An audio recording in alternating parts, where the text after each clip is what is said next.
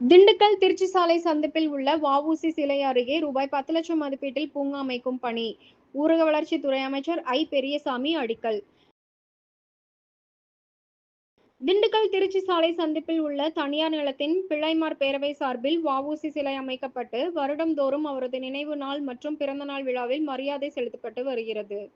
இதற்கிடையே இந்த சிலையை சுற்றியிருந்த அரசு நிலத்தை சிலர் ஆக்கிரமித்து அலுவலகம் அமைத்திருந்தனர். இந்த ஆக்கிரமிப்புகளை மாநகராட்சி நெடுஞ்சாலைத்துறை உதவியுடன் முழுவதும் அகற்றியது. தொடர்ந்து மாநகராட்சி நிர்வாகம் கையகப்படுத்திய நிலத்தில் பூங்கா அமைக்க வேண்டும் என்று பல்வேறு தரப்பினர் கோரிக்கை வைத்தனர். இதனைத் தொடர்ந்து இன்று ஊரக வளர்ச்சித்துறை அமைச்சர் ஐ. பெரியசாமி ரூபாய் 10 லட்சம் மதிப்பீட்டில் சிலையை சுற்றி பூங்கா அமைக்கும் பணியினை அடிக்கல் நாட்டி துவக்கி வைத்தார். தொடர்ந்து இதில் பேசிய அமைச்சர் ஐ. பெரியசாமி, செக்கிழுத்த செம்மல் வ.உ.சி. சிதம்பரம் பிள்ளையின் தியாகங்களை நினைவு கூறும் வகையில் இந்த பூங்காவில் ஒரு நூலகம் அமைக்கப்படும்.